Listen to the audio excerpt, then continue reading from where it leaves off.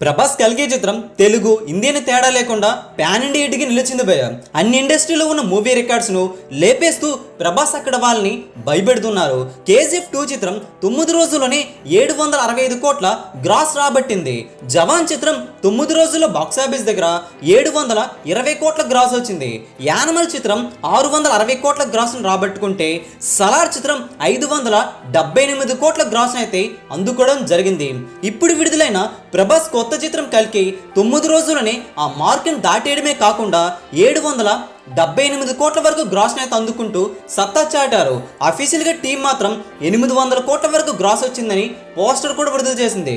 ప్రభాస్ కల్కి చిత్రం డే 10కి వచ్చేసరికి సెకండ్ వీకెండ్ జోరైతే మామూలుగా కనిపించడం లేదు. తెలుగులో ఆక్యుపెన్సీ 2Dకి గాను 59% మెయింటైన్ కాగా 3Dకి గాను 60 పైన కనిపిస్తుంది. హిందీలో 2D ఆక్యుపెన్సీ 42% వరకు ఉండగా 3Dలో 55% వరకు మెయింటైన్ అయింది. ఇది సాలిడ్ ఆక్యుపెన్సీ అని చెప్పడంలో సందేహం లేదు. డే 10 బాక్సాఫీస్ వద్ద డే 9 కంటే ఎక్కువ వసూలైతే వచ్చాయి. గంటలోనే 40,000 టికెట్స్ బుక్ మై షోలో అమ్ముడుపోతున్నాయి. ఇది మామూలు జోరుగా కనిపించడం లేదు. డే 10 బాక్సాఫీస్ వద్ద సినిమా 22 కోట్ల వరకు షేర్ను 41 కోట్ల పైన గ్రాస్ను అయితే అందుకోవడం ఖాయమైందని ట్రేడ్ స్పష్టం చేసింది.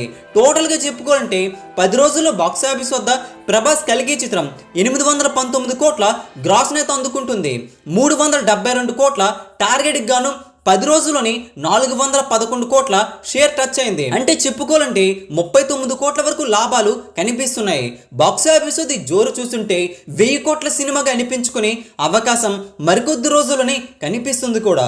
బాక్సాఫీస్ ప్రభాస్ కల్కి చిత్రం లాంగ్ రన్ లో ఎంతవరకు వెళ్ళగలుగుతుందో ఈ రోజు వసూలుపై మీ అభిప్రాయం కూడా కింద కామెంట్ చేయండి. ఈ వీడియో లైక్ చేయండి, షేర్ చేయండి.